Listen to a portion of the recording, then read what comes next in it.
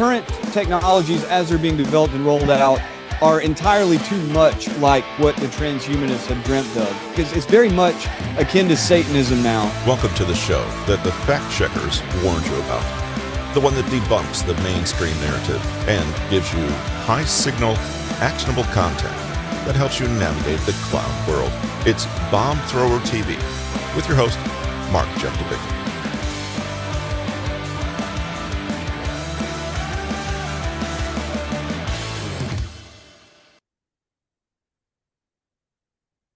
Hey, Joe. Hello, hello. It's been so long since I've done one of these. Welcome back to Bomb Thrower TV, one and all. I am happy to come back from a summer break with none other than Joe Allen, who is you've probably seen him on Warroom talking about transhumanism and the war against humanity. That is the subtitle of his new book, Dark Aeon. It's a monster, but I didn't realize how big it was when I was reading the Kindle. Anyhow, that just dropped. It came out in Canada just in the last week. It came out in the US over the summer. And we're going to talk about transhumanism, what it means, what it's all about, and what the implications are for us mere mortals. Joe, how are you? Welcome to Bomb Thrower TV. Good, Mark. How are you? I'm doing great. Thank you. You want to just start off with basic background, how you came to end up writing this book and be where you are today? I know you've got an interesting background in the music industry, which I can appreciate, being a failed musician myself, but you had a different path through that. So tell us a bit about that, and then we'll get up to speed. Yeah, leading up to the process that really produced the book, I worked as an entertainment rigger for, you could say 20 years, but for 15 solid years in my professional career. And I would say that probably gave me a very good indication of what happens when you deploy massive, sophisticated mind control systems all over the planet. And going from there, I went back and forth between the arena and academia. In academia, I studied comparative religion, evolutionary biology, and then for my graduate degree, I studied cognitive and evolutionary science as they pertain to religion. That's a whole other conversation, but it certainly informed the way that I view transhumanism. Many transhumanists would openly say that their belief system is, in fact, a religion. Some have actually got tax exemption because of that. But it definitely shaped the way I think about not only transhumanism as a series of ideas, but also technology itself and how it comes to slide quite neatly into the cognitive biases that religion occupies. But it was really the last 2.5 years working with Steve Bannon on the Warroom. For 2.5 years, I have really done nothing but absorb transhumanist philosophy and cover the latest technologies that correspond to that philosophy. And that really is what culminated in Dark Aeon. And from this point, I am simply hoping to make the case that this techno religion is having a profound impact already. It will continue to do so. But after that, Mark, I think maybe I'll go back to the realm of the humans. Okay. Well, it's through Steve Bannon that you and I met, because I originally met Steve also on the transhumanist theme. I was supposed to be writing a book about what I called the dangers of techno-utopianism, of which transhumanism was like one out of 4 elements. But I was really more concerned about just the whole technocratic mindset, this belief system that expert managers and technocrats can actually massage reality and govern it according to their whiteboard models. And that's one of the things that stood out from your book as I read it, because I looked at it all as this is Tower of Babel material. This is humanity peak hubris. This is this belief system that we can master every moving molecule of our ecosystem and universe and govern it through software and algos. You're calling this transhumanism specifically a war against humanity. Do you want to elaborate on that, on the difference? Sure. Much like the title itself, Dark Aeon, it has a double meaning. Transhumanism seeks to go beyond the human, right? It's transhumanism is the desire to use technology to transcend our biological and social limitations. In the process of that, the concept of the human as we are now, whether you stick with just the physical human or you explore the idea or adhere to the idea that we are much more than our bodies and are, in fact, souls, transhumanism is a spiritual and psychological war against our humanity, what we are, the definition of humanity, the continued existence of humanity as we are. But there's also a strain of transhumanism, the post-humanist strain, which seeks to completely move beyond any traces of the human if necessary. They believe that artificial intelligence and robotics, nanotechnology, that all of these will make way for a life 3.0, an evolutionary competitor. And we can either become something like a parasitic tapeworm living inside that machine, or perhaps we'll be dispensed with entirely. You know, by the end of the book, I go into some of the ideas that came out of the transhumanist movement that indeed, if the machine doesn't kill all humans, humans will kill each other in order to build these machines. And those who are willing to kill others in order to build the machines do so with the implicit knowledge that the machine may in fact have no use of them. If all this sounds like some sort of mythic story, it's because it is, and hence the religious element. We're talking about prophecies, and prophecies that have not in any way been fulfilled one to one, and I would argue that no prophecy really is. But there have been enough fulfillments of the transhumanist prophecy that are pretty undeniable that I'm very uncomfortable about where things are going to go. Not necessarily because I believe any one of the many transhumanist scenarios, but because the unintended consequences of any of these technologies we've already seen have been horrific and will probably be much more horrific. And then you also just have the notion that even if it's a partial approximation of the realization, right? Even if the human machine merger doesn't go much further than what we have right now, the mythos around this human machine merger as a positive thing, I think it really paves the way ideologically for technocratic systems of control. The more people believe that this is a natural way of life, the easier it will be for any person, whether they be leading a corporation or a military organization or any other powerful institution, to the extent that institution is mechanized and digitized, and to the extent those who adhere to it become, in essence, digitized and mechanized, transhumanism and its many counterparts and offshoots, it provides a mythos that makes it natural. It justifies that situation. And while I would definitely separate out as you do, the idea of technocracy from transhumanism, they're friendly bedfellows, and there are many transhumanists that eschew technocracy, and there are many technocrats that have no desire to upload their minds to machines. But the connection is direct between the two worlds, and many of the people who occupy those spaces occupy both spaces. I think the common ground between those spaces is what I think you called it in the book, the materialist inversion, and I always called it the great inversion. It's this idea that material matter is the base layer of reality, and that mind is an epiphenomena of just neurochemicals sloshing around in your brain. Consciousness, at the logical extreme of that argument, consciousness is really an illusion because it's just the result of synapses firing. And conscious and souls, like souls are not a thing, right? Because that's just something we imagine ourselves to have, because everything is really just, gassing off, from consciousness, from matter. And I think like we've talked about this offline. I believe the complete opposite. I believe, the base layer of reality is non-material. It's whatever you want to call it, spiritual, and matter condenses down from that.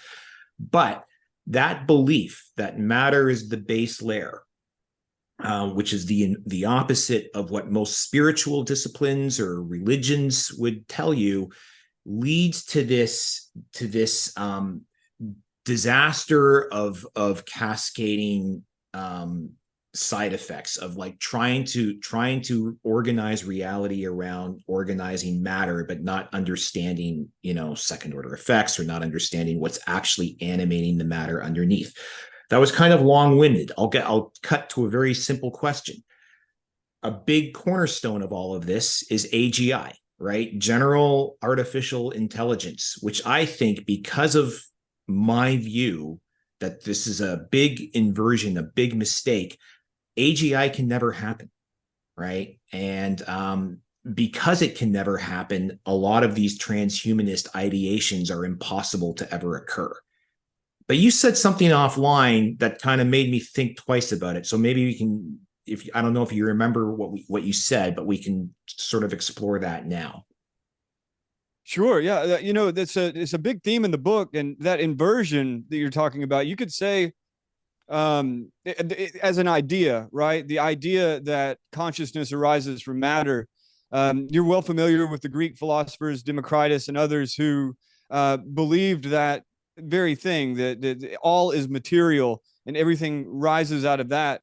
And while it only enjoyed a brief moment in the spotlight until the scientific period, after once science becomes the base of reality for so many different people and cultures, scientism, there's really, for the longest time, there wasn't much, there were few places to turn. You think about Descartes, and he basically turned everything into the material. Everything is mechanical except for that conscious spark in the mind. But eventually, obviously, many neuroscientists began to chip away at that, and now we have philosophers like Daniel Dennett, or hucksters like Sam Harris, and many others who believe that the consciousness is just an epiphenomenon, that we are just going for the ride. We aren't even making the decisions. There's not even a free will attached to this consciousness. It's just we're watching it happen. We think we're making the choices. We're really not. And it's Harari, Yuval Noah Harari, also falls on this. Many of those who believe that artificial intelligence will be a better decision maker oftentimes lean on that idea that we're not even making the decisions anyway. Our brains are. So that there's kind of a juxtaposition there between those two views. I'm certainly much more on your wavelength as far as that goes. I certainly believe that mind precedes matter. It's a belief. I think the evidence is actually quite a bit stronger on the other side, but I doesn't really. At this point, we can see that evidence, the amount of evidence, is oftentimes corresponding to the amount of funding that any given philosophy gets. So I'm not really all that worried about it. But you've got that dichotomy, right? You've got the dichotomy of the idea that all emerges from mind, and that's the basis of pretty much every religious system on earth. God spoke the universe into existence, or in the case of Buddhism, all is mind, and Buddha descended from Tushita heaven in order to deliver the enlightenment to that all is in fact mind. You've got in Hinduism the idea that one of the many creation stories that Vishnu has dreamt this all into being. We exist within the mind of God, and on, so on and so forth. The materialist inversion of that, though, is it goes the other direction. Now evolution is driving blindly up beneath us. It's based on a series of rules, and as those rules shape matter coming into being and energy coming into being, from that as an epiphenomenon, you have mind. And transhumanists want to extend that out to the point, as you noted, at least many transhumanists, not all, so that you have artificial general intelligence, the mind that preceded all existence in the traditionalist way of thinking, is now to be created. You're going to bring it into existence with this godlike system, whether it's at Google, whether it's at OpenAI, or whether it's a small outfit like Singularity Net That's the idea. We'll create a god, or maybe we'll create gods, and we'll all live underneath these polytheistic algorithmic beings. I think that's actually quite likely. In fact, I would say we already live in a system in which much smaller gods rule many elements of our society. So many, in fact, that it's almost to the point where you think maybe this is never going away. I don't think so in our lifetimes, but maybe this will continue going forward. I have faith that it will fall on its own weight. But just to close all that out, so you've got those two ideas, right? And this idea of artificial general intelligence. Well, there are many who don't believe that artificial intelligence even needs to be conscious in order to get off the ground. They simply believe that the calculations themselves, the intelligence itself, can exist without consciousness. And there is merit to that. So you think about a calculator. This is the example I use a lot. If I could do calculations in my head at that speed, you would be like, wow, Joe is very smart. Even if I was stupid in every other aspect of my life, if I was like Rain Man. But if I could do that one thing, you'd be like, man, Joe's smart. And even if I'm just like I am right now, you wouldn't say Joe's smart because he can talk a lot or because he can, take the trash out efficiently. You would say Joe's smart because I could do all these wild calculations in my head. It's a form of intelligence. And so even a calculator, as dumb as it is, as mechanistic as it is, I think implicitly a calculator does represent artificial intelligence. It's just very, very, very, very narrow. And these newer systems, whatever their limitations, are spectacular. They simply didn't exist before. Nothing like that existed before. GPT is phenomenal. Yes, it does all this stupid stuff. Yes, it's oftentimes artless. I think that the same could be said of a small child, and this is the way that transhumanists see it, that we are in an embryonic phase. These AIs are like children. And the dream going forward, obviously, is to start linking things like GPT to things like optical recognition, or linking GPT to things like spatial recognition and object manipulation, robotics, basically, and link all of these different narrow intelligences together in order to create one generalized mind. I'm completely agnostic as to whether that could happen. I'm fairly agnostic as to whether or not it's conscious. But I think some version of it is already happening. And so whether or not it fits your philosophy or my philosophy, that's their religious belief. And as they see the manifestation of their prophecies one by one, it gains energy, it gains power. And I don't think anyone would deny the power of Silicon Valley, nor the power of DARPA and the Defense Department in general, nor the power of Wall Street or the CCP. And this religious conviction, we are creating gods in silico. These gods will, in fact, have better decision-making capacity than humans. They will be like calculators times a billion. If you could do that calculation in your head, right? I can't.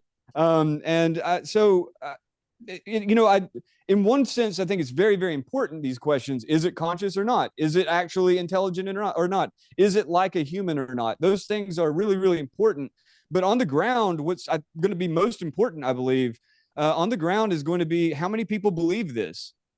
How close is that approximation to to this expectation? How close to that will the machine actually come? And if it comes sufficiently close to inspire mass belief, well, then you have a religious cult that they can actually call fire down from the sky. It may not be a one-to-one precision strike every time, but they can call fire down from the sky. It's quite alarming in the long run, maybe the short run. It's very eschatological. I'm probably mangling the word, like the singularity is the end time, it's the jubilation, it's the awakening, or it's the return of God, really. But it's very, it's a material bastardization of the entire mythological construct that exists in so many different religions. Whether it matters if these things become conscious, I think there's this underlying assumption that either they are already. We've already seen some people saying that. You mentioned the one Google engineer in your book, but if they don't assume that it will attain consciousness or become conscious and sentient, it almost makes no sense to go there, because then we're literally overtly saying we're going to hand over our entire agency to something that's like a can opener. It has no sentience or understanding of it.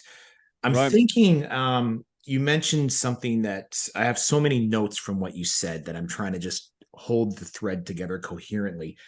There's a Klaus Schwab quote.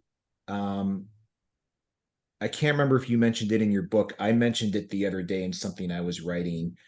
He wrote in 2017 at a Davos meeting. He was talking with Sergey Brin from Google. Yes. Yes. I'll just read it out. I might just splice in the actual quote when I edit this. The technology now is, and digital technologies mainly have an analytical power. Now we go into a predictive power, and we have seen the first examples, and your company very much involved into it. But then the next step could be to go into a prescriptive mode, which means you do not even have to have elections anymore, because you can already predict, and afterwards you can say, why do we need elections? Because we know what the result will be. I'll let you just, comment on that kind of religious belief in these algos that we already know aren't closely, like, as near effective as we think they are. Yeah, it's going to be a real shit show, I think, as it already has been. Even, the big problem is that a lot of those models do work, especially in engineering. In biology, it becomes trickier, more faulty. Once you get up to things like social network prediction, it becomes even faultier. So that would be what you're talking about there, predicting the social sentiment or the political sentiment in the populace. And the idea is that, and it's a very common idea among, techno-futurists, transhumanists, so on and so forth, this idea that as the models get better and better, as they become more and more predictive, if you went, say, 5-10 election cycles, and before the cycle you had an algorithm that predicted how the vote would be tallied, and every single time it was correct, the idea is, well, wouldn't you then reach the point when you could just dispense with the election entirely and just rely on the algorithm to shift government policy? A lot of people are talking like this. Already you've got that fucking idiot Kevin McCarthy talking about, this is going to, either we can stand in the way of it, or we can facilitate it, however he put it. And he goes on to talk about the efficiency in government could be increased, that the efficiency and effectiveness of how we respond to the will of the people and all that. These dum-dums would probably line up for algocracy. And that's what, that's the term that Avore Morik really turned me on to it, and it's stuck in my mind ever since. Nick Bostrom writes about it, and others. But this notion of algocracy, many people criticize it, many people openly want it. It's the idea that as these algorithms become better and better, we will either openly be ruled by them, or will be implicitly ruled by them, so that even the decision makers ultimately make their decisions based on these algorithms and the models of the world that they create. And algocracy, we already exist in a soft algocracy. Many of us, and myself included at this moment in my life, it hasn't been that long, but certainly at this moment in my life, much of my life is now ruled by an algorithm or a bunch of different algorithms. This is something Harari talks about a lot, that we are in essence becoming fused with these algorithms. It's becoming very difficult to distinguish our own decisions from the algorithms that have fed us the information upon which we base the decisions, or maybe even just made the decision for us. Your calendar, your boss put something in your calendar. Now that's your behavioral pattern going forward. And there are many, many, many such cases. So when Schwab talks about, the idea of prescriptive algorithms rather than descriptive, we already live there in many ways, but he's talking about the extreme. And, Schwab, everybody talks about Schwab. You've made this point many times too. It's just really important, I think, that people will understand. Klaus Schwab is not ruling anything. He's just talking about yes, he influences a lot. The policy papers that come out of the World Economic Forum oftentimes get implemented. It's very influential. But for the most part, he's downstream of much more powerful organizations. So when he's talking to Sergey Brin about algorithms deciding elections, or you can imagine any other behavior, any other social outcome, he's speaking on behalf of Google. Even with Google sitting there, he's speaking on behalf of Amazon. He's speaking on behalf of BlackRock and State Street. He's speaking on behalf of those people. I honestly don't know to what degree they determine his thoughts, how much his algorithm is determined by their algorithms. I'm sure he probably has much independence on his own, but by and large, the World Economic Forum and the sentiments that come out of it, including something so despicable as the idea of all of us being ruled by algorithms, that's coming downstream from those powerful organizations. And it's also coming downstream from extremist thinkers like the transhumanists. The World Economic Forum really is a place where actual transhumanists and their ideas are connected with billionaires, are connected with these tech companies and their executives, and are, of course, connected to government officials. To close that out, I'll just say that the more we live in an algocracy, the more human decision making is weighted towards the machine. To me, it's going to be hell on earth. I think that you're going to see more and more people who choose not to do that, and those who love it. It's very convenient. I just like it. What's your problem with it? And I have a sense that there's a certain relativism to it. A lot of people really like the idea of it. They like the idea of being covered in biosensors that tell them when to eat and how to exercise. They like the idea of self-surveillance. Or even authoritarian surveillance. I think that's going to be one of the main problems going forward, is those who take the mark and those who don't, so to speak. Yeah. When you talk about, the World Economic Forum being downstream from other organizations, and I'm listening to you and I'm hearing this and I'm like, I still don't think of the world, Davos and Klaus Schwab. I still don't think of this as being the output of a secular human conspiracy sitting around a star chamber saying, this is what we're going to tell Klaus to say at the next economic forum. I've always said these are the outputs of dynamics, right? And forces, like market forces even. So it's not being directed in a conspiracy-like manner. It's just kind of the result of flawed incentives, perverse incentives, that kind of thing. But I also, I'm comfortable talking about it with you. You mentioned it in your book. There's this very, like, if it's downstream from something, it could be downstream of an ethos that doesn't quite ground itself in our Cartesian reality. And I'm thinking Rudolf Steiner. I'm thinking the spirit of Ahriman. Like, I'm thinking this whole impetus that is otherworldly. Let's just call it that, right? I don't like the word supernatural because I don't think there is anything outside of, naturally occurring reality, but just reality is a lot more nonlinear than a lot of people think. And so there's this, Steiner was saying this for 100 years, or he's saying it 100 years ago. Humanity is going to lose contact with its own soul, with its own spirituality. It's going to weigh itself down into matter and become obsessed in matter. And that's exactly what we're talking about. I mean, that's what it looks like. It means that suddenly you have high priests talking about algocracies, or however you pronounce it. That's what this looks like. And it's unavoidable. I mean, Steiner, he even went so far to say that Ahriman would incarnate as a human, sometime around now, like the late 1900s, early 20s. I don't know if I go that far with the trip, but I've always jokingly said, a few of our tech billionaires sort of ticked the box on a possibility. Yeah, what was that picture that you had? I wish we could just throw it up right now. That picture you had put up of Mark Zuckerberg next to that sculpture that Steiner had made of Ahriman. It's yeah, perfect. It's uncanny. I'll put it in when I do the edit. I'll put it in, and yeah, I mean, I looked at it and I'm like, I did it almost for comic value, but it was pretty damn close.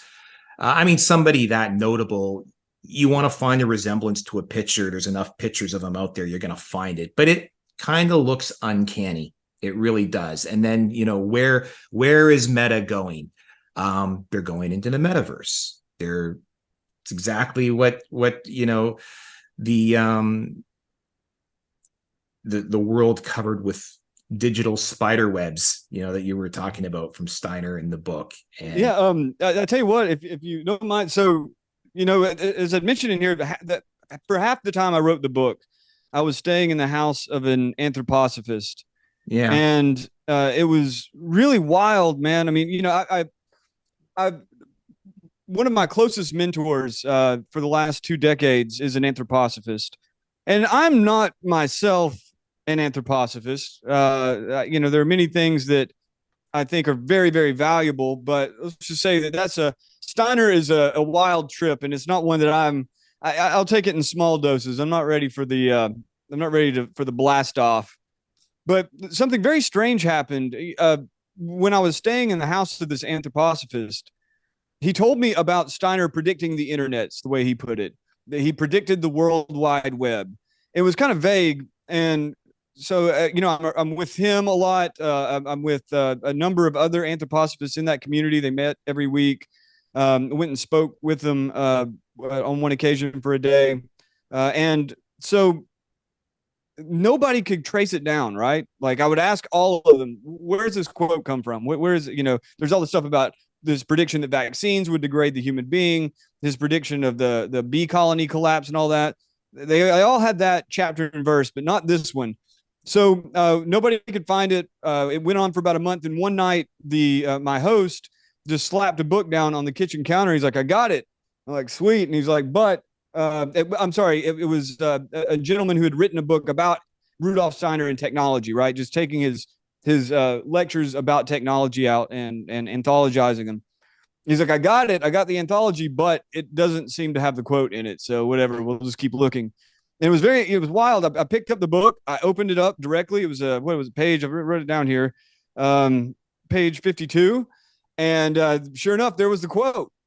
And you don't have to believe in clairvoyance, nor do you have to believe in Rudolf Steiner's visions. You think about in 1921, the way he described the future from a vision, and Rudolf Steiner spent half or most of his life in these visions of other worlds. And I'll just read a little bit of it to give you a sense. You've already read it, but to give the audience a sense of why it's so wild that someone in 1921 would be dreaming this stuff up. He said, for the concrete implication is that the intellectual shadow-like thoughts spun inwardly by human beings today will one day cover the earth like a spider's web. That, just as you described, that thoughts will be materialized, mind will come into matter, and they'll cover the earth like a spider's web, like a worldwide web with a web crawler and everything. But then he goes on, and he says, from the earth there will spring forth a horrible brood of beings. In character, they will be in between the mineral and the plant kingdoms. They will be beings resembling automatons with an overabundant intellect of great intensity, not unlike an AI. Along with this development, which will spread over the earth, the latter will be covered as if by a network or web of ghastly spiders possessing tremendous wisdom. Maybe you could punch in your question into a search engine to get that wisdom. Who knows? Yeah. And in their outward movements, they will imitate everything human beings have thought up with their shadowy intellect, which did not allow itself to be stimulated by what is to come through new imagination and through spiritual science in general. As it is covered with layers of air today, or occasionally with swarms of locusts, the earth will be covered with hideous mineral plant-like spiders that intertwine with one another most cleverly, but in a frighteningly evil manner. To the extent that human beings have not enlivened their shadowy intellectual concepts, they will have to unite their being not with the benevolent entities who are seeking to descend, but instead with these ghastly mineral plant-like spidery creatures. Spidery creatures on a web made of thoughts full of wisdom that human beings will be forced to merge with. It's a very familiar theme, conjured up in his imagination anyway, 102 years ago. Pretty wild. Yeah, I've interviewed Gary Lockman a couple of times because I did some of his audio books, and he called that the angel of the library, right? Like you've got piles of books all around you, and suddenly you just pick one off the shelf, and there's the passage you need to find. It's right there, you know. Was that book the Electronic Doppelganger by any chance? It's No, called, it's the title of that collection is Mystech. okay. MYS, then capital TE, Mystech. Kind of a play there. Anyway, he's actually a programmer. He's a technologist himself. I think he was a programmer and then a business owner in the IT industry, but became an anthroposophist and began doing collections like that. Yeah, it's fairly new. I mean, that quote, someone had brought it up to me maybe 2 months ago or something like that. So I don't think they got it from him. Yeah, it's probably all over the place. You know how Steiner lectures are; they're so widely diffused, and there's a million different combinations. His idea, though, Steiner's idea of Lucifer and Ahriman and Christ as the balancing principle. Again, that's not. I'm very comfortable imagining the universe from another person's eyes. It doesn't bother me any if someone believes something completely different from me.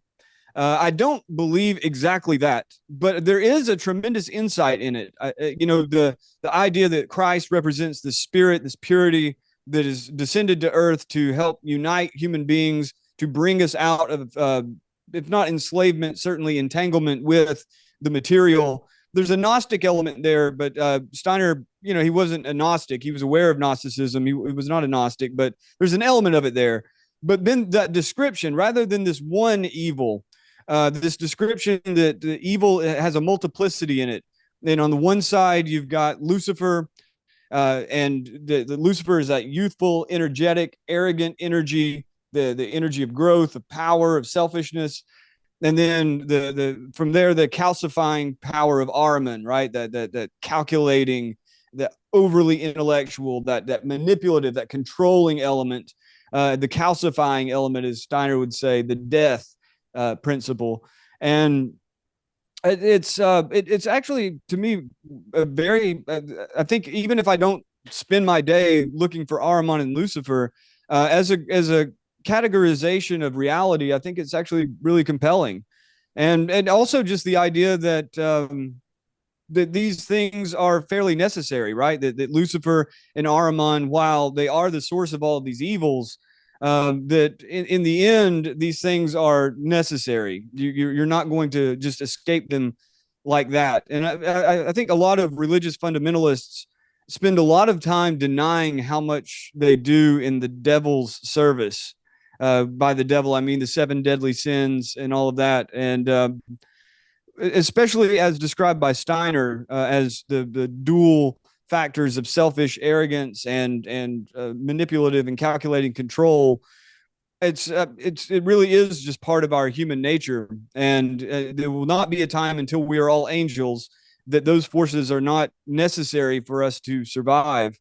Anyway, before I utter any more heresies, I'll turn it over. But yeah, it's I think I have a lot of appreciation for Steiner's vision, and certainly a lot of appreciation for the people who have been inspired by it that are in my life. So I won't fixate on him for the entire podcast, but I mean, he did say multiple times that not only was all 3 incarnations, is how he phrased them, were necessary and unavoidable. Well, I mean, he said they were unavoidable. two of them had already happened. So, but he said Ahriman was. Yeah, so that makes it pretty unavoidable. Yeah, but that they were necessary. They were necessary for man's evolution. And when I was writing, my book on techno-utopianism, which I still want to get back on the front burner one of these days. I'm just working on the other one right now on CBDCs. But anyway, it was very Luciferian, right? The Tower of Babel is a Luciferian construct because it is humanity trying to usurp God. We're trying to become God. And we're literally saying it all over the place. Kurzweil and all of them. We are becoming our own, we're inventing God, or we're becoming God. And that's a very Luciferian aspiration. And then on the other side of the coin, we've got this counter directional force in Ahriman, which is like everything is material, everything is nature, everything is matter.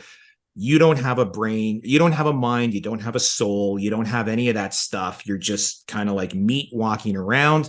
And if you're lucky, you can even ditch the meat and just upload your consciousness into the cloud, which I always thought was the ultimate contradiction in those terms, because at the logical extreme, consciousness is an illusion. So you're going to just upload this illusion into the cloud and live forever. It doesn't really make sense at that point, but that is kind of the extreme argument at that point.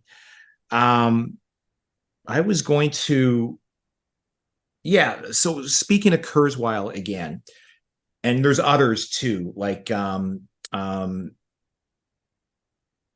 Yudkowsky. What's his first name?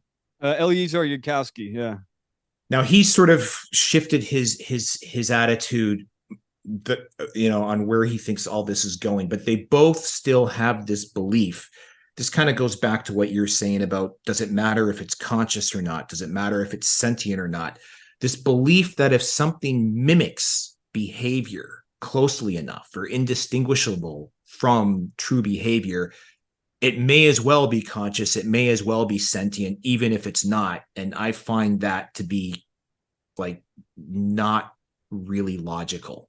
Like if it's not sentient, it's not sentient. It doesn't matter how well it mimics sentience. And right back to Yudkowsky's famous thought experiment. It wasn't his. Someone posted it on his website, the Rocco's Basilisk. Oh, Rocco's Basilisk. Yeah. Yeah, where it was like, well, I guess now that we've mentioned it, we kind of have to sort of bring the readers up to speed on it really quickly. Do you want to do that, like the 30-second version, or you want me to do it? Yeah, Rocco's Basilisk is the idea is similar to Pascal's wager. If an artificial superintelligence is going to exist one day, it will have the power to resurrect all existent souls now. If in this life you supported the creation of the artificial superintelligence, it will reward you by either resurrecting you, or if you're still alive at the time, it will give you a heaven you can upload your consciousness into and will keep you around and keep you entertained. If, on the other hand, you argued against the creation of artificial superintelligence or general intelligence, then it will resurrect you and torture you for all eternity.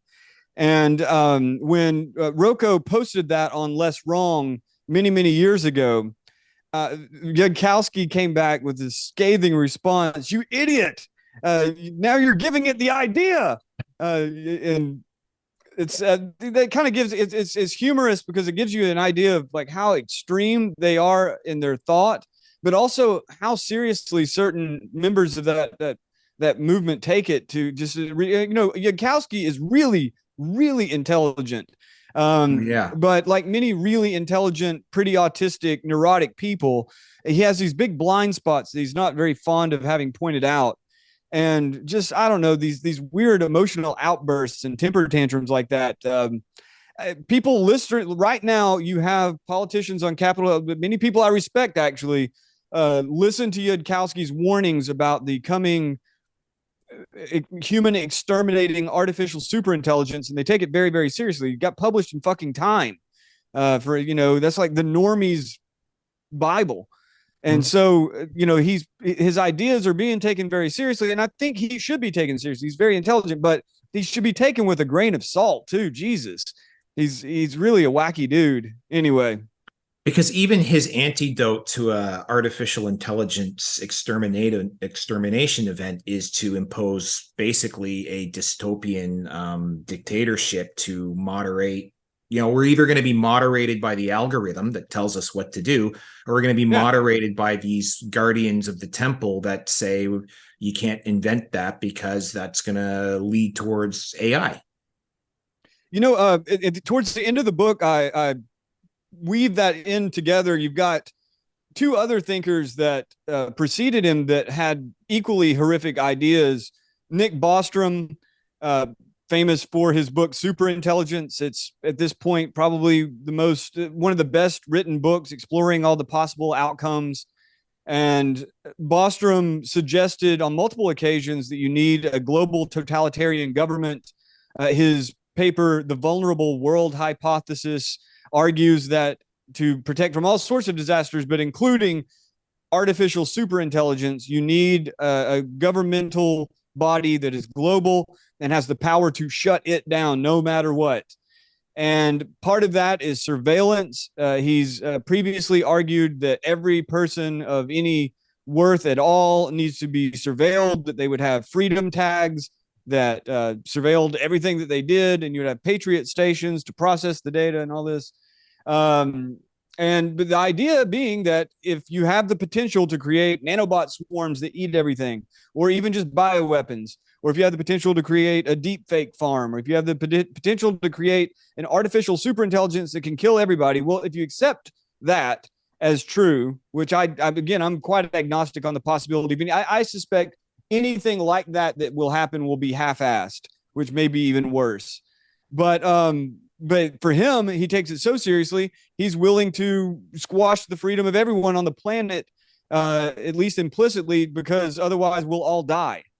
And Max Tegmark, who wrote the book Life 3.0, he also talks about that as one of the possible paths forward in regard to true artificial intelligence or artificial general intelligence, that it'll just never happen because of what he calls the 1984 scenario. And it's very counterintuitive because people think of 1984 as a technological system that is enslaving people and controlling them. And so they automatically associate any kind of transhumanist or technocratic mentality with 1984, right? But it's this weird gray zone where many of the people who want to avoid the full development of certain technologies see 1984 as a barrier to that universal surveillance and control, to keep an even larger technocratic artificial superintelligence from taking everything over.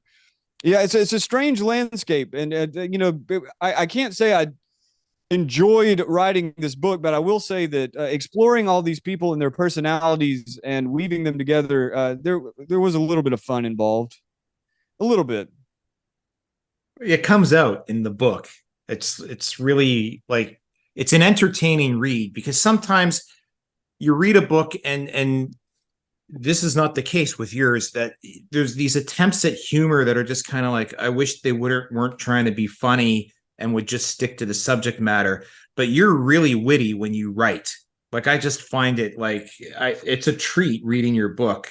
I might even have I appreciate that, Mark. Yeah, I might even have a couple quotes here, but I can't find them off the top of my head.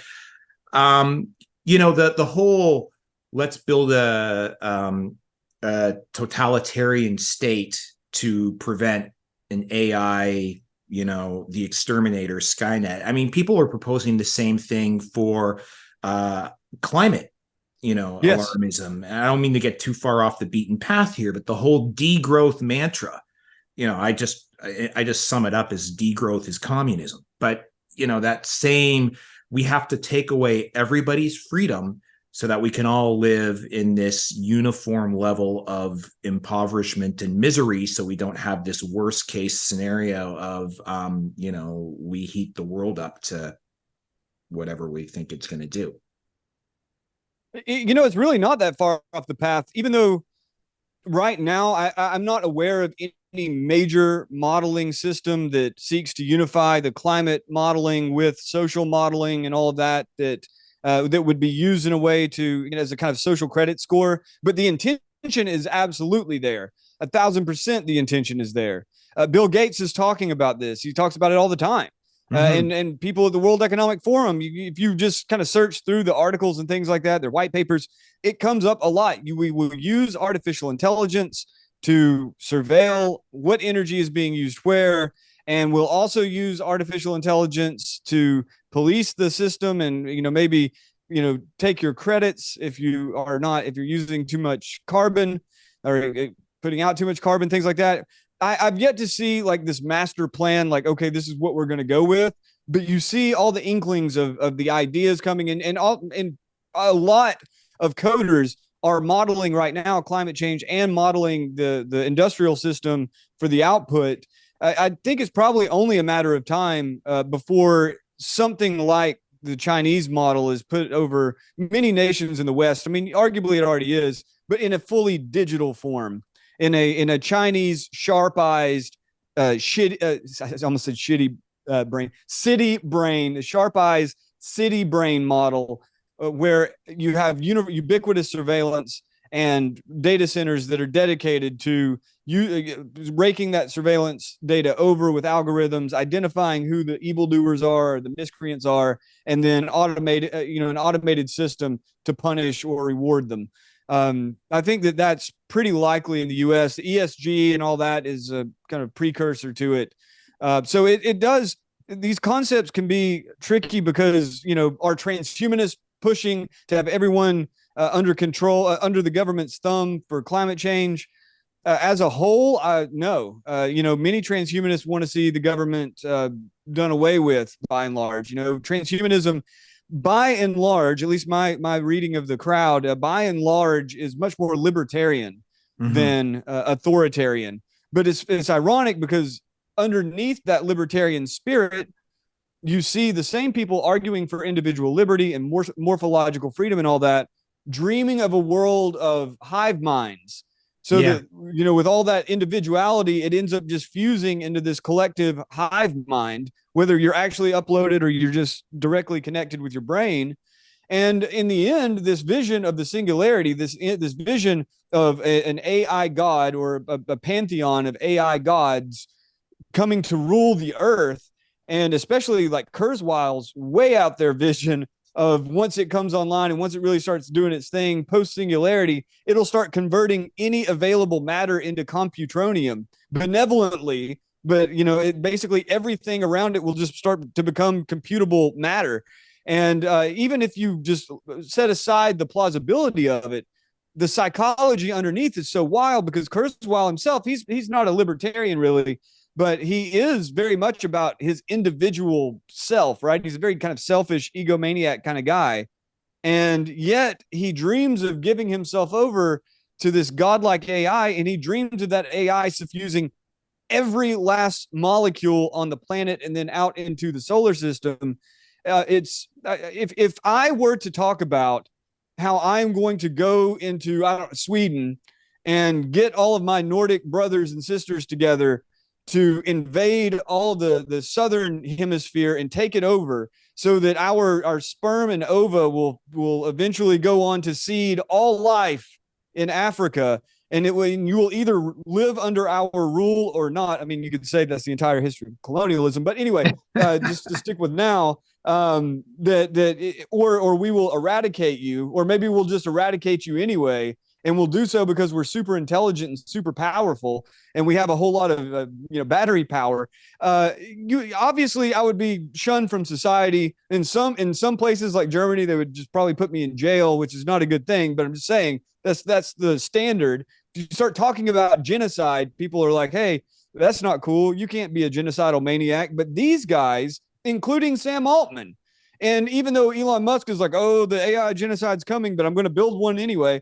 In all of these cases, the end goal of everything is totalizing. You won't be able to escape it. If it's authoritarian, you won't escape it because you've been ensnared in a society run by an AI algorithmic super god.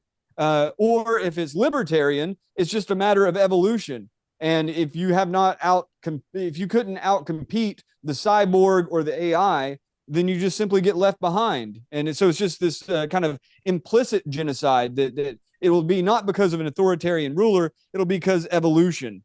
Yeah, I think these ideas are fucking abominable, and they should be at the very least examined openly and honestly, if not, if you don't just simply shun these people altogether. But unfortunately, they literally control not the lesser transhumanists, but the tech corporations who are oftentimes suffused with these ideas, like Google, like OpenAI. They are controlling most of the information flow in the planet and much of the public discourse altogether, and quite a bit of the politics and certainly the money. And so, you can say, hey, they're driven by an implicitly genocidal idea all you want. In my experience, it's at least so far, it's not getting a whole lot of traction. But who knows? If Dark Aeon becomes a bestseller, maybe it'll snap people awake. It's not like I'm the only one talking about it either. I think Whitney Webb is a perfect example of someone who's identified this.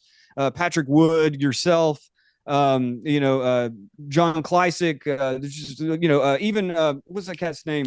Does the great videos, lives in Japan. Corbett, James Corbett, is it? Anyway, I've seen a few of his videos. He's been around a long time, and he's definitely on it. But yeah, it's crazy, Mark, that we live in a time where it's fairly openly discussed that human beings are a stepping stone evolutionarily, and we're to be replaced.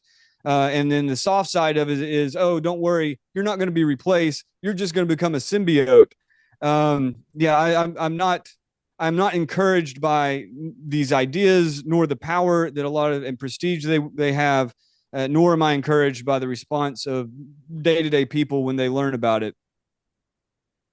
When I was reading Kurzweil's "The Singularity is Near," and how you described how he thinks once this happens, it's going to animate all matter. And Kurzweil, he actually has a whole section in the book, as you're aware, but like a lot of these transhumanists, singularitarians believe that the universe is inanimate. Like we're the only living things in the universe through some pure fluke. It's that materialist inversion that thinks that because of a special collision of sludge, we became alive, and this has not happened anywhere else in the universe. And so we're going to animate the entire universe with this created life that we created post singularity. And I'm reading this and thinking, this is exactly the plot line of Werner Ving's Fire in the Deep, the pestilence that's ripping across the cosmos. That's it. I haven't read it. Oh, so it's basically supercomputer gets revived by archaeologists. It unleashes a super AI that just basically starts converting the universe into these, computrons, except the big difference there was the universe wasn't empty. The universe was teeming with life that was saying, wait a minute, we don't want to be converted into computrons. And so it was like this war against this super intelligent pestilence. And I'm reading Kurzweil's book and I'm like, this is what he's advocating, basically. Yeah. It's, that we create the pestilence. But let's wind it down with you touched on it a bit with these corporations, right? Like the Googles, the Metas, that you called it the transhuman industrial complex in the book. So let's take a look at them before we wind things down for today. Sure. Transhumanists, by and large, aren't very powerful or influential on their own. Their power really lies in the clarity of their ideas. Some of them are crazy and ridiculous, such as Kurzweil's desire to seed the entire universe with computronium. But in the near term, I'm one reason I'm so disturbed not only by their ideas but by the current events is because current technologies, as they're being developed and rolled out, are entirely too much like what the transhumanists have dreamt of. And I try to make it clear in the book, hopefully it came across, there are many, many different ideas boiling up. These are many different futures. Just as we have many possible futures we may go into, they are generating a lot of different versions of it. But the common denominators of human AI symbiosis, of a kind of cyborg norm, whether it's implanted technology or just something that you can put down anytime, that you have developed a symbiotic relationship with it, not unlike those birds that land on the backs of rhinos that eat bugs off of them. That would be us eating little snippets of memes off the back of this big rhino. But yeah, I think that resemblance of both the ethic and the product and the overall attitude, the core belief systems in Silicon Valley on up to Seattle and other places where these tech corporations predominate, they are very transhumanist in their orientation, whether they call themselves that or not. I think transhumanism has definitely become, and which I, to repeat something I'd argued in the book, it's very much akin to Satanism now. Nobody runs around saying I'm a Satanist. Even the people who do like super satanic entertainment, none of them are like, yeah, but I'm a Satanist, right? You just simply, it's left to be inferred. And I think that the transhumanist orientation in these corporations, be it Google, be it OpenAI, be it Elon Musk's mini projects, or be it DARPA and other elements in the U.S. military, it's very clear that either they both converge, they were reading the same sci-fi, they both converged, or they're inspired by the transhumanists. On occasion, you'll have some, like, for instance, the author of Internet of Bodies, published by Rand Corporation. It was written by Mary Lee. I believe that was the one where they actually use the T word. They actually say transhumanist. Very rare. But in short, the way I see this system, this transhuman industrial complex, the way I see the system is that these ideas long preceded the actual events, the reality. Mind preceded matter, if you could imagine, right? And these ideas shape and structure and inspire the actual technologies. They inspire the creation of the technology. They inspire investment in and diffusion of the technology. And of course, these ideas inspire people to purchase and use these technologies, unless they're forced down your throat, as they are in many Asian nations. And as we've learned in America post-pandemic, any minute it could be like that here. And so, like this, it emanates out of this dream world. And reality is always just going to be an approximation of those dreams. It's never going to be perfect, right?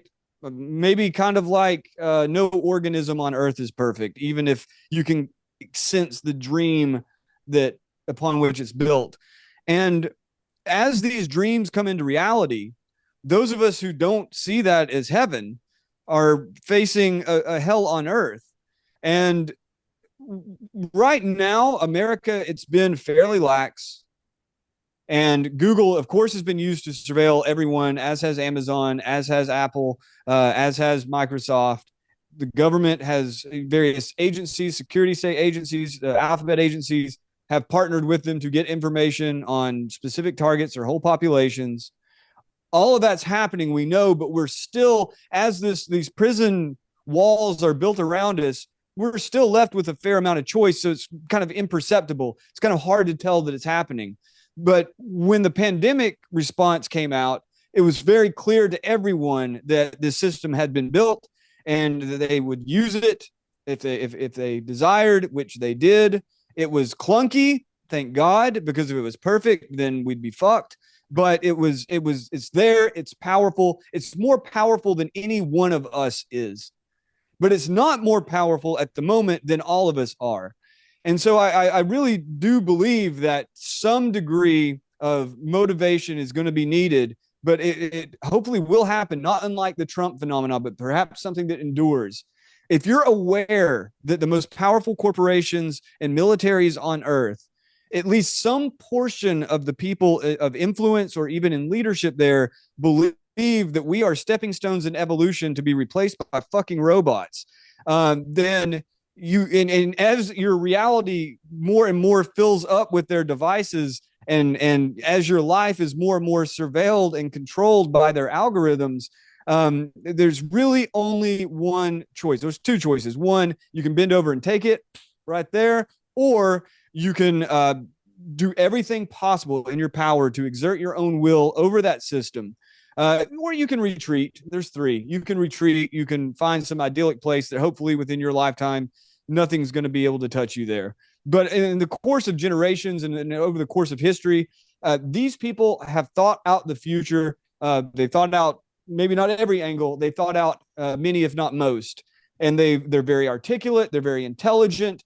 They're not completely insane. Some of them are, but even they're very articulate and intelligent. We're going to need people like that on our side. We're going to need more of them. And we're going to need more people on our side to be thinking about the future. Even if they're thinking about a future that's a lot like now or even a lot like 1950, they're going to have to be thinking real hard about how they're going to make that happen in a future that's competing with their futures. Because, I know Gab has their new AI system and all, but yeah, give me a fucking break. It's not going to, Christ GPT is not going to take down Chat GPT. Ain't happening. So, yeah, I think that's what we're really facing, though. I think that even people like Elon Musk, who are ostensible allies, if to the extent you hold him up as a hero for political gain or just to be cool, what you're doing is you're signing on to his future vision in some approximation. And if you like that, if you like the idea of super intelligent AI and brain chips and going to Mars and living basically on constant lockdown in a fucking dead desert, and if you like the idea of having robots around to jerk you off or whatever those things are going to do, which by the way, he talked about doing, or he didn't say it like that. He's much more of a gentleman, maybe. Then, if that's a future you want to get behind, then yeah, okay, cool. He's not PC, fine, cool. He said he's taking on the ADL, man. He's gonna fix it all, man. Yeah, but the to me, it's that long term vision, and these corporations and the military. The corporate military alliance, that complex, that's really the power. That's where it's going to happen. And that's really what we have to worry about. So it's a long way of saying, I think we're going to make it, Mark. I think we're going to be all right. I would leave it there, but I got to ask you one more thing because you work with them on a day-to-day basis. When I met Steve Bannon, a few years ago, he believed this issue, the transhumanist issue, was going to be the number one election issue of 2024. Now, obviously, the timbre, the zeitgeist has shifted a lot since then. But and I'm not asking you to speak for him. I'm just like you in the war room, in that that observer that you guys are covering. Like, where do you see this fitting in the election, in the zeitgeist, and the attention of the people, like in the next now to couple of years out? I don't think that politics is going to fix it. Would like to think it would. I think if people like Josh Hawley have their way and we have stronger and stronger data protection, that it's going to be better. I think Josh Hawley has his head wrapped around this pretty freaking well. And I would, and there are others too. Amy Klobuchar, oddly enough, she understands a lot of the stakes. So the more that you have people in Congress that are able to break out of the normal, like, oh, is it billionaires, or are they doing a socialism, or and really see it for what it is. The technological is in fact independent of all of these ideological problems, and that if you end up with a right-wing singularity or a left-wing singularity or some gay ass libertarian singularity, all in all, it's going to end up with human beings fusing to machines. And if it's pristine and perfect, then that's hell. And if it's not pristine and perfect, then literally we're just going to be, mangled automatons with like really poorly wired trodes in our heads. None of it sounds good to me. So the more people in Congress are at least aware of the underlying agendas, the more prepared they're going to be to respond to them. But you know how it is, legislation, it's not enough. I think that it's going to be really important to shape it, but it's not enough. And right now, I mean, you've got the closed door meetings with Elon Musk and Zuckerberg and Sundar Pichai and Alex Karp from Palantir and all of these people meeting with Congress under Schumer to start really hammering out what they're going to do about this whole problem. Well, we have no idea what they're saying. No, this is a big problem. I see regulatory capture in the future is the most likely scenario. Steve is much more a man driven by vision. And so he is just about like we've got to stop it in some way or another, even if it means going full Yudkowsky. Um, I wouldn't want to see it go full Yudkowsky unless, in fact, you're talking about an actual, godlike AI that's coming up. Then we can start lobbing bombs at it. But starting there, I think the biggest thing we need to do. Look, one of the most practical. I know I've gone on too long here, but one of the most practical things that has been brought up, and I'm not a huge Vivek Ramaswamy fan. He's okay. He's Hindu. That's cool. That's about the coolest thing about him, if you ask me. Other than that, he's kind of a, I don't know, puppet, but or maybe puppet's been not the right word. A parrot. He's very much a parrot. He just kind of says whatever is good. But he has argued, as have others, that children should not be allowed to use their smartphones in schools, and that children, by and large, that there should be some sort of regulation as far as like selling electronics to kids and stuff like that. Kids shouldn't be on these social media platforms digitizing their personalities until they're old enough to at least know what they're doing. I think that is probably the most sane path forward. Doesn't involve killer robots. It doesn't involve people being injected with nanobots that turn them into zombies. Nor does it involve marrying your real doll. But it does involve protecting the next generation from some of the worst elements that are coming. So even just saying stuff like that, China does it. If it's good enough for the freaking Chinese, surely it's good enough for us. I think those sorts of things will be the real where it happens in the political realm, because super intelligence and all that, even the most aggressive predictions, which is now Musk, oddly enough, a year ago, he's like, 2045 is way too soon. It'll be much more gradual. Now that he's getting in the AI game, the singularities coming in the next 5 to 6 years. Make of that what you will. I don't know what his calculations are, but that's still not going to be 2024. I do think, though, that a lot of traction will be, you'll have a lot of traction on these technological issues, including AI.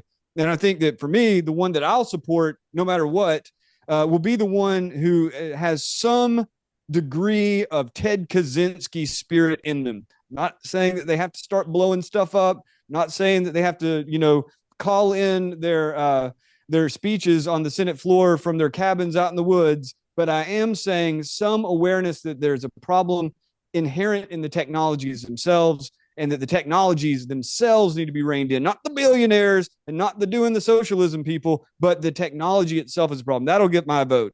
Unless it's that shrill Pocahontas woman, I have a hard time there. She's super smart, but Liz Warren? Pocahontas, yeah. Liz Warren.